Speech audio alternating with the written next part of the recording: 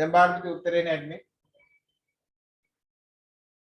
ut ඍණ භාගයක් dt වර්ග ut මෙයා ඍණ භාගයක් dt වර්ග ඍණ ධන වෙනවා dtt ඍණ භාගයක් dt වර්ග මානපති පොදු පද කැපෙනව නේද මේ පැත්තේ ut එකක් මේ පැත්තේ ut එකකට කැපෙනවා මේ පැත්තේ භාගයක් dt වර්ග මේ භාගයක් dt වර්ගකට කැපෙනවා එතකොට බලන්න මේ පැත්තේ ඍණ පදයක් තියෙනවනේ ඒ පද මෙහාට ගේන්නේ ut මේ පැත්තට අර ඍණ භාගයක් dt වර්ග අපහම ධන භාගයක් dt වර්ග මෙයා එනවා gtt දැන් බලන්න අපෙන් අහන්නේ මොකක්ද කියලා බලන්න අපෙන් අහන්නේ පළමු කල ප්‍රක්ෂේපණය කිරීමෙන් මේ කාර්යකරද පළමු කල කියන්නේ කැපිටල් T තමයි අපෙන් අහන්නේ කැපිටල් T එහෙනම් කැපිටල් T යුක්ත කර ගන්න නම් මෙයා GT වලින් බෙදන්න බෑ එහෙනම් GT වලින් බෙදන්න UT බෙදීම GT භාගයක් GT වර්ග බෙදීම GT මේ තියෙන කැපිටල් මේ T මේ T කැපෙන U බෙදීම එතන මේ G මේ G කැපෙනවා මේ T මේ T කැපෙනවා මෙයා T බෙදීම දෙක මොනොත් ප්‍රකාශනය වෙනවා U බෙදීම G වාරයක් T බෙදීම අපිට උත්තරය ආව නේද එනිසා අපිට කවදාකවත් ප්‍රකාශන දෙක දිහා බලලා ගණන් බය වෙන්න එපා ඒ ප්‍රකාශන අපිට අසීරුයි කියලා හිතන්නේ අපි තර්ක කරන්නේ නැත්නම් පමණයි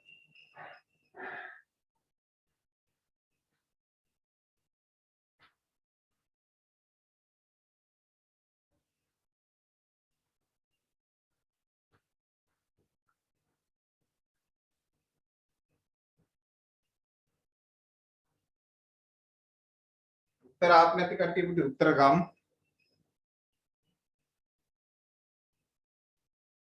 उत्तर आप නැති කට්ටිය උත්තර ගමු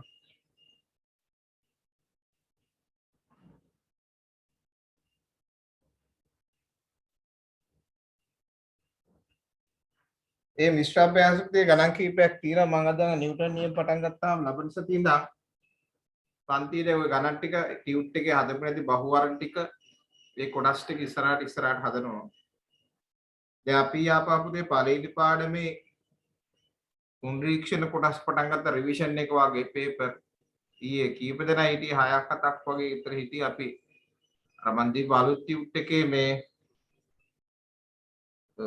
ප්‍රශ්න ටික පටන් ගත්තා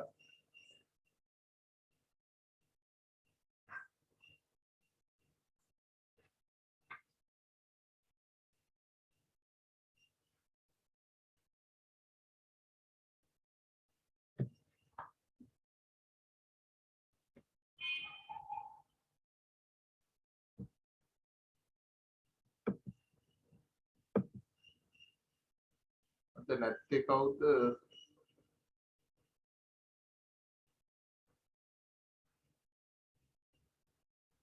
දුරක්ෂී හරි යංගා හරි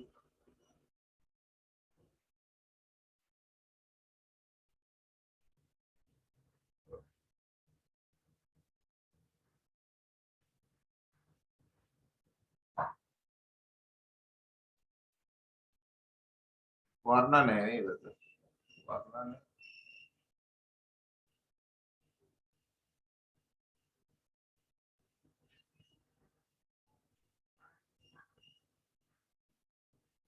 වර්ණ නැහැ ප්‍රබාන ඒ දෙන්න නැත්තේ නේ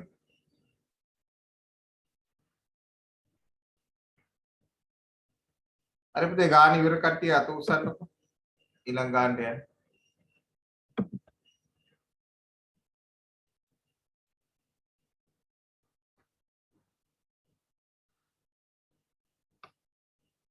ගාන උත්තරය අර කියන්න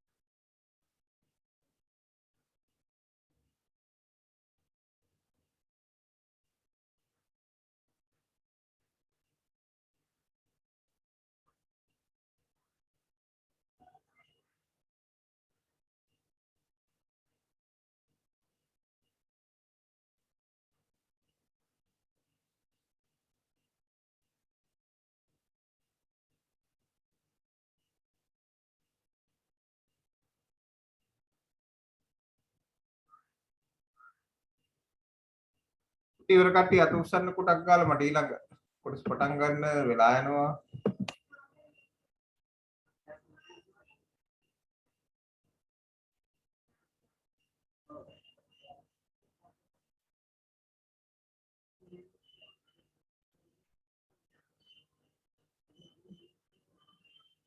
නේද? අද අපිට තියෙන අපිට ගිය සතිය අපි කරපු අර මේ සාපේක්ෂ ප්‍රවේග කෑලි ඉතුරු කෑල්ලට දැන් ගිය සතිය අපි සාපේක්ෂ ප්‍රවේග කියන එක පැහැදිලි කරා. යම් කිසි වස්තුවක චලිතය තවත් චලිතන වස්තුවකට සාපේක්ෂව ඉදිරිපත් කරනවා නම් සාපේක්ෂ චලිතය. ඒතර සාපේක්ෂ චලිතයෙන් අපි ඉගෙන ගන්නේ සාපේක්ෂ ප්‍රවේගය කියන කොටස. ඒක සාපේක්ෂ ප්‍රවේගයේදී අපි සාපේක්ෂ ප්‍රවේග සමීකරණයකුත් අපි ගත්තා. එතකොට අද එතනින් ඉස්සරහට තියෙන කොටස. ඒක අපි ගිය සතියේ ගත්ත තියර වලින් අපි ගත්තා යම් කිසි වස්තු දෙකක් එකම දිශාවට චලිත වෙනවා. එයාගේ සාපේක්ෂ ප්‍රවේගය අඩුයි. ඒ වගේම යම් කිසි වස්තු දෙකක් ප්‍රතිවිරුද්ධ දිශාවට චලිත වෙනවා. ප්‍රතිවිරුද්ධ දිශාවට චලිත වෙනවා සාපේක්ෂ ප්‍රවේගය වැඩි වෙනවා. දැන් අපි කරේ එකම දිශාවට හෝ ප්‍රතිවිරුද්ධ දිශාවට විතරයිනේ. හැබැයි මේ සාපේක්ෂ ප්‍රවේග සමීකරණය දැන් සාපේක්ෂ ප්‍රවේග සමීකරණය අපි v ab කියන්නේ v te ධන v ep කියන මේ සාපේක්ෂ ප්‍රවේග සමීකරණය අපිට ප්‍රවේග එකතු කිරීම හෝ අඩු කරන්න පුළුවන් වුණේ එකම දිශාවට දික්කොත් විතරයි. හැබැයි අපිට දැන් VAE කියන එක තියනවා කියන්නේ මෙන්න මේ දිශාවට V1. මෙයා ආනතු V2 ප්‍රවේගයෙන් ඇල්ෆා කෝණයක් ආන දිශාවට. දැන් ওই ප්‍රවේග දෙක පුතේ එකතු කරන්නත් බෑ අඩු කරන්නත් බෑ. හේතුව ඇයි? ප්‍රවේග එකම දිශාවට නැති නිසා. ඒ නිසා දැන් ওই දෛශික දැන් ප්‍රවේග කියන්නේ දෛශිකනේ. ඒ නිසා ඔය දෛශික දෙකක් ආකලනය කරන නියමයක්. දෛශික එකතු කරන නියමයක් මම ඔය පළවෙනි පාඩමේ ඉගෙනුවා. මතකද අපි දෛශික කියලා පාඩමක් ඉගෙන ගත්තා. ඒ දෛශික පාඩමේදී අපි ඉගෙන ගත්තා යම් දෛශික දෙකක් ත්‍රිකෝණයක අනුපිළිනිගත් පාදවල දෙකෙන් හා දිශාවෙන් දැක්වුවොත් මෙයාගේ සම්ප්‍රයුක්ත දෛශිකය ලබා දෙන්නේ ඒ ත්‍රිකෝණයේ තුන්වන පාදයේ හා විශාලත්වය. ඕක තමයි මේ දෛශික ආකලන නියම. අන්න ওই දෛශික ආකලන නියමේ පාවිච්චි කරලා අපි එනවා පුතේ සාපේක්ෂ ප්‍රවේග ත්‍රිකෝණයක් කියලා අපි කියන්නේ. මේකට අපි කියන්නේ සාපේක්ෂ ප්‍රවේග ත්‍රිකෝණය. ওই සාපේක්ෂ ප්‍රවේග ත්‍රිකෝණයෙන් කරන්නේ ඒ වගේ අදහසක්. මේක අපි කියන්නේ ප්‍රවේග ත්‍රිකෝණය කියලා කියනවා. සාපේක්ෂ ප්‍රවේග ත්‍රිකෝණය කියලාත් අපි කියනවා. මේ සාපේක්ෂ ප්‍රවේග ත්‍රිකෝණයෙන් කරන්නේ මේ එකිනෙකට ආනත මේ දෛශික දෙකේ සම්ප්‍රයුක්තය හොයාගන්න තියෙනවා නම් මේ දිශාවට v1 තියෙනවා මෙන්න මේ දිශාවට v2 තියෙනවා ඇල්ෆා කෝණයක් ආන දිශාව. දැන් මොකද කරන්නේ මේ දෛශික දෙක ත්‍රිකෝණයක අනුපිළිනිගත් පාදවල දෙකෙන් හා දිශාවෙන් අපි නිරූපණය කරොත් මෙයාගේ තුන්වන පාදයේ විශාලත්වය හා දිශාවේ සම්ප්‍රයුක්ත දෛශිකය ලබා දෙනවා. මේ තියෙන පුතේ VAB. මෙන්න මේ මූල ධර්මයක් කියනවා සාපේක්ෂ ප්‍රවේග ත්‍රිකෝණය කියලා. දැන් අපි ගිය සතියේ ගත්තේ එකම දිශාවට තියෙන දෛශික විතරයි. ආනත අවස්ථාව ගත්තේ නැහැ. ආනත අවස්ථාව තමයි අද අපිට තියෙන්නේ. දුලක්ෂ මට කියන්නේ ගිය සතිය අපි පාඩම නතර කරේ කොතනින්ද? අන්තිම ලියපු වාක්‍ය මට කියන්න උදාහරණේ ලියලා.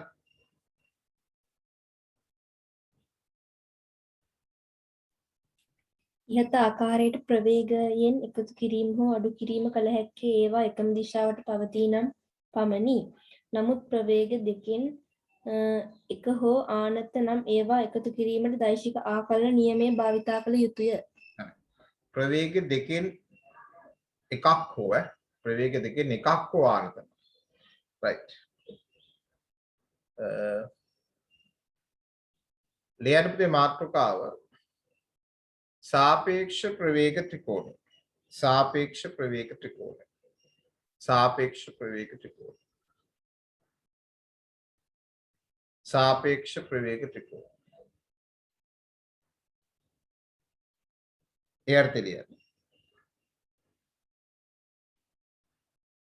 सापेक्ष प्रवेग समीकरण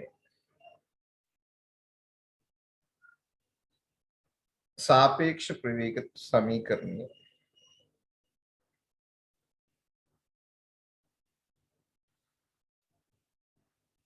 එකිනෙකට ආනතව පවතී. එකිනෙකට ආනතව පවතී. ප්‍රවේග දෙකක්. ප්‍රවේග දෙකක්. පවතින විට. ප්‍රවේග දෙකක් පවතින විට. එහි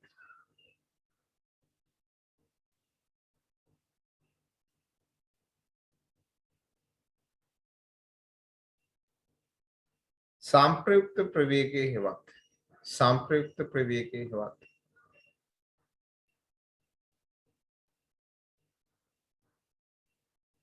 सापेक्ष प्रवेगे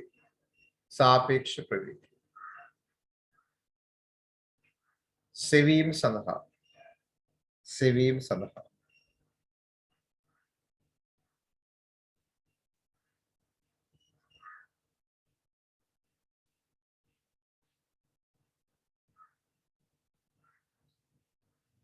सापेक्ष प्रवेग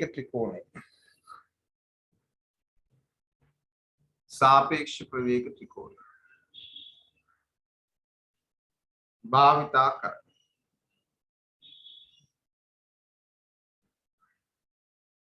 භාවිතා කර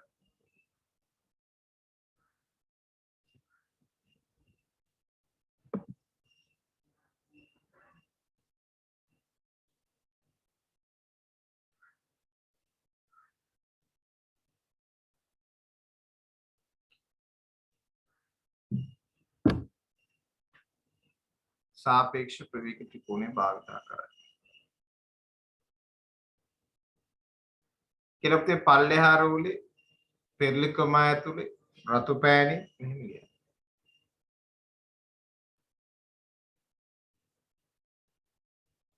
යම් ප්‍රවේග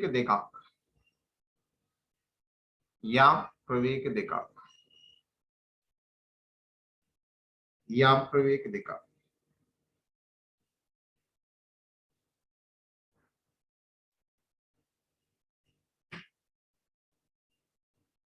එහි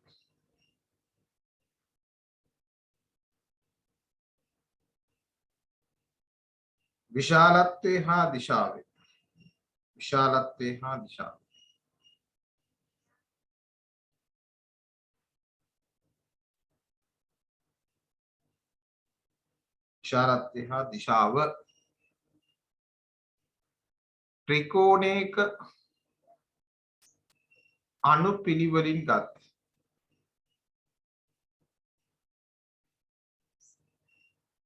ත්‍රිකෝණයක අනුපිළිවෙලින් ගත් පාදවල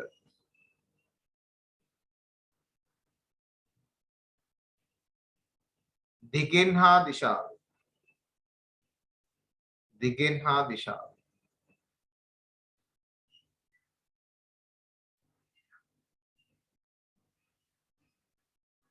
දැක්වූ විට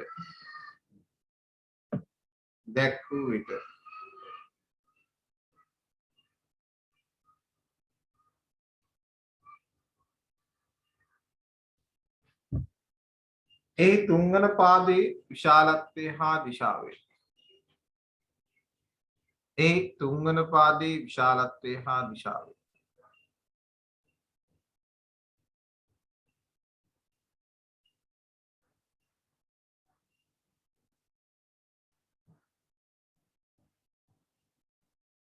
සාපේක්ෂ ප්‍රවේගය.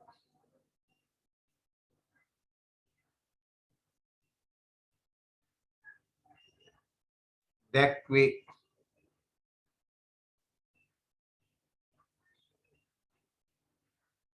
දැක්වේ.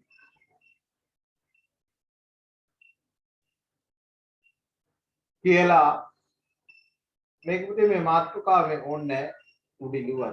මේක ඇඳලා මේ දෙක දාගන්න. පුතේ බෝඩ් එක පැහැදිලිද? හොඳ වෙලා වගේ නම් කියන්න කනෙක්ෂන් එක මාරු කරන්න. බෝඩ් එක පැහැදිලිද?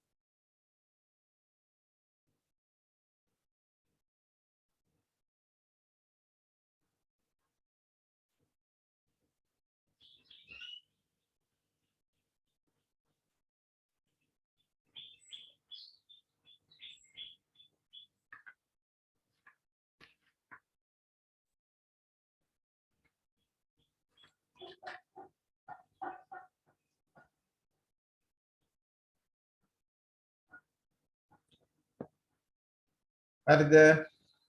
දැන් පුතේ කියවන්න ගානංක 53. 53 වෙනි ගාන. 53 වෙනි ගාන.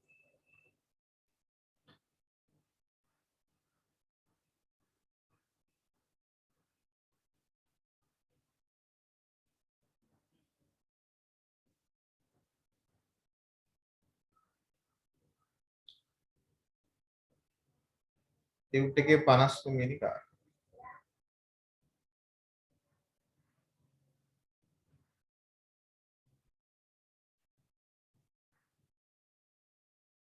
මේක හරිය නේද?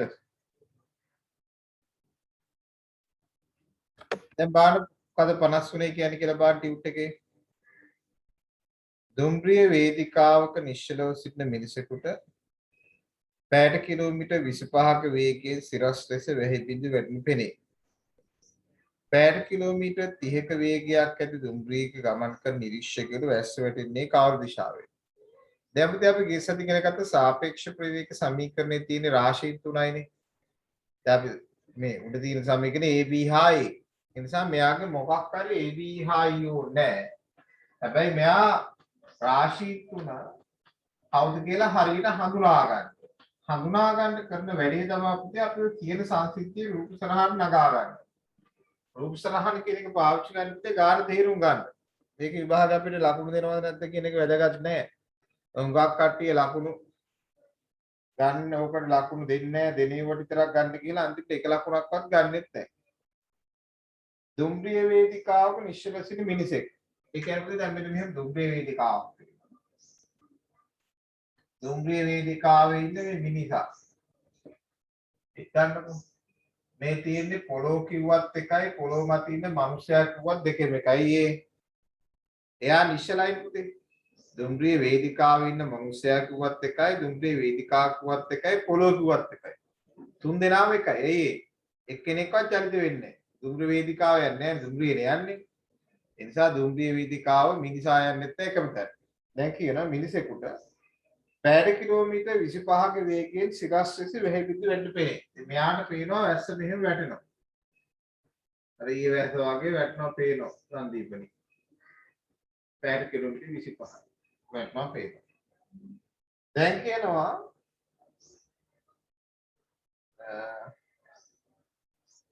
30ක වේගයක් ඇති දුම්රියක් ගමන් කරන නිරීක්ෂකයට වැස්ස වැටෙන්නේ කවර දිශාවෙන්? මෙයා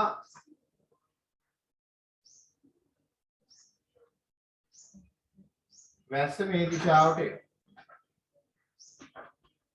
වැටෙනකොට මේක ගමන් කරන දුම්රිය ඉන්න මිනිස්සෙකුත් ඉන්නවා. දුම්රියනේ මේ පැත්තට තියෙන්නේ. දැන් ඔන්න කියන සංසිද්ධිය. දැන් අපිට මේ පැය කිලෝමීටර් 25ක් කියන්නේ වැස්සනේ. එහෙනම් අපි රේඩ් කියන එක ගමු. රේඩ් වැස්ස. E කියන්නේ පොළොව. මේ දුම්රිය ගත්තා. දුම්රියේ ඉන්න මගියා ගත්තා. වාඩිලා නෙන්නේ. එයා චලිත වෙන්නේ පොළොව මත. එහෙනම් T කියන්නේ ට්‍රේන් දුම්රිය. right? වැස්ස වැටෙනවා සිරස්ව පහළ යන පොළොවට පේන. එහෙනම් පොළොවට සාපේක්ෂව වැස්සේ රේන් ප්‍රවේගය තමා පැය කිලෝමීටර් 25.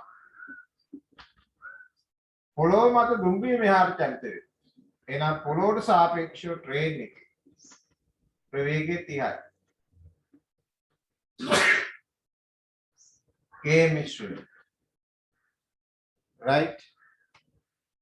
දැන් අපිට අහන්නේ මේ දුම්රියේ ගමන් කරන නිරීක්ෂකයාට වැස්ස පේන්නේ කොහොමද කියලා. දුම්රියට සාපේක්ෂව වැස්ස. මගියා කියලා අකුරක් අපි ගත්තා නෑනේ. එහෙනම් අපෙන් අහලා තියෙන්නේ රේන්ට සාපේක්ෂව රේට්. මෙයා තමයි අපෙන් අහන්නේ. ඒ නිසා මෙයා උත්තරන පද්ධතිය සමීකරණේ ලියාගන්න. VRT කියන්නේ මෙයාගේ තුන්වෙනි රාශිය මෙතන ලියාගන්න. පැටලෙන්නේ නැහැනේ. RT කියන්නේ R ඉඳන් ET.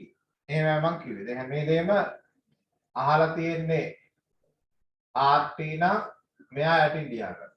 RT කියන්නේ R T දක්වා ගෙල E T දක්වා ගෙල. එහෙනම් RE ධනී RE පල්ලෙහාට යනවා 25. පැය කිලෝමීටර් 25. ET කියන්නේ අපිට දින T. ET නම් මම දන්නවා දිශා මාරු කරන්න. පැය කිලෝමීටර් 30යි. දැන් පුතේ සාපේක්ෂ ප්‍රවේග ත්‍රිකෝණේ ඊතල තියෙන්නේ දෙකක් එක පැත්තට. අනික ප්‍රතිවිරුද්ධනේ. දෛශික ත්‍රිකෝණේ තිබෙත් එහෙමයි. ඒ නිසා යම් කිසි කෙනෙක් මෙන්න මෙහෙම ඇඳුත් ත්‍රිකෝණේ එයා මෙයා මෙහෙට අදිනවා මෙයා මෙහාට අදිලා මෙහෙම ලියුවොත් මේ ත්‍රිකෝණය වැරදි. ඊතල දෙක දෙපැත්ත. ඊතල එකම පැත්තට ගන්න ඕනේ. එහෙනම් මෙයා 25යි මෙයා 30යි. ඊතල දෙකම එක පැත්තට නේද? මෙන්න තුන්වෙනි එක ප්‍රතිවිරුද්ධ දිශාව. මෙන්න නාපුතේ VRT. මෙයා අපි x කියලා ගමු. එතන මේක ඍජුකෝණී ත්‍රිකෝණයක්. එහෙනම් අපි දන්නවා පයිථාගොරස් ප්‍රමේය. x වර්ග කියන්නේ 25 වර්ග දාන 30 වර්ග. x වර්ගයේ අගේ වාකයි. මෙයා අපිට දිශාවත් එක්ක අපි දිශා හැම වෙලෙම තිරසට ගන්න. දෛශිකනේ tan alpha y විදීම x 25 අපි කියන 30 alphaත් වාගන්න. එහෙනම් අපිට VRT ඕන. VRT නෙමෙයි මේ දිශාවට මෙන්න කෝණේ මෙයා ප්‍රවේගය සුළු කරගන්න KMX එකනේ. ඔන්න පුතේ ගන්න. පැහැදිලිද? දැන් අපි ගිය සතිය කරපිටේ සාපේක්ෂ ප්‍රවේග ඔක්කොම එක පැත්තට. නැත්නම් ප්‍රතිවිරුද්ධ. දැන් මේවා ආර්ථ උනා. ආර්ථ උනත් අපි සාපේක්ෂ ප්‍රවේග ත්‍රිකෝණය ඇදලා උත්තරේ ගන්න. ගාන පැහැදිලි කට්ටිය මට අත උස්සන්න. ගිය සතිය ආපු නැති රවීෂට පැහැදිලිද? නෝට් එක ගිය සතිය බැලුවද?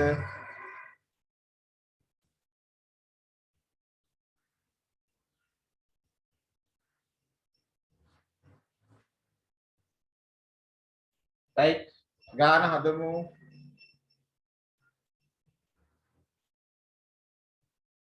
හරි.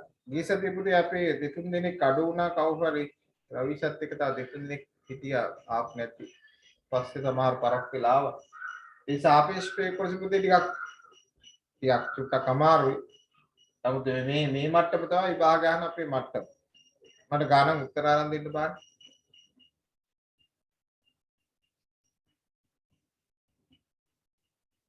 නිරාශ ඉන්න තාම අපිට ගණන් කීපයක් හදන්න තියෙනවා නිව්ටන් නියම පටන් ගන්න. එතකන් චුට්ටක් ඉන්න.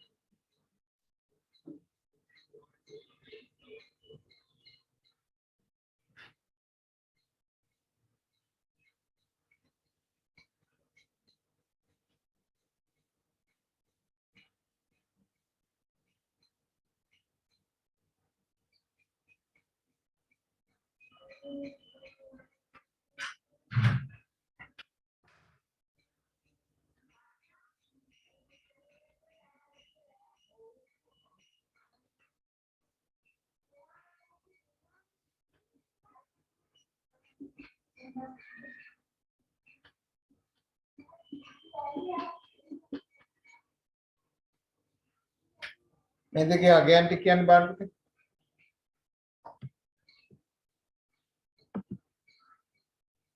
මේ දෙකේ අගයන් කියන්නේ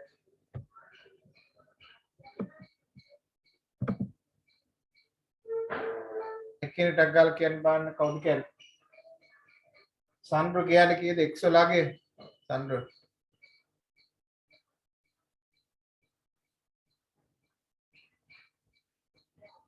සන්ඩ්‍රෝ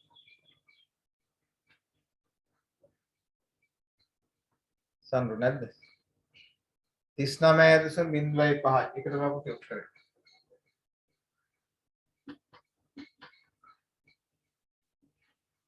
චමෝද්‍ය කියන්නේ මෙන්න මේකේ ඇල්ෆා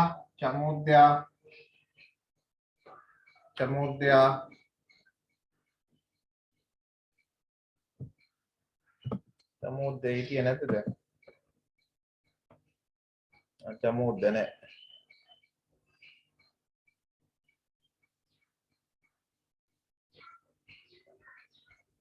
සංදීපනි ඉන්නවනේ සංදීපනි කියන්නේ නම් බාන් සංදීපනි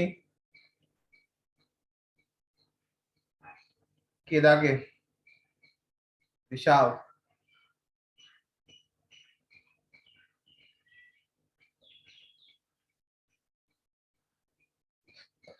तीस नमे कला 48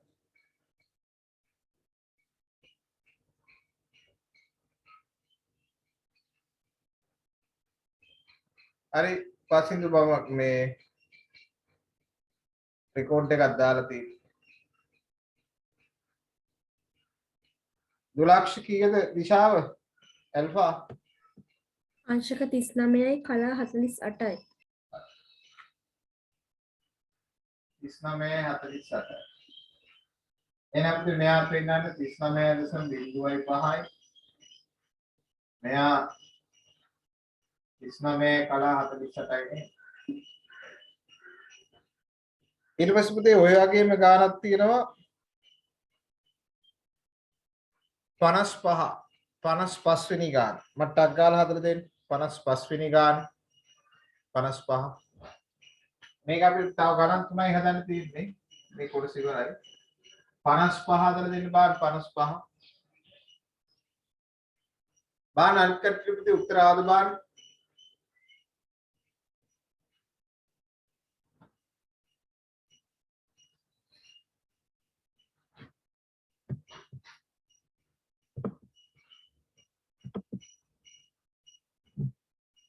panas paha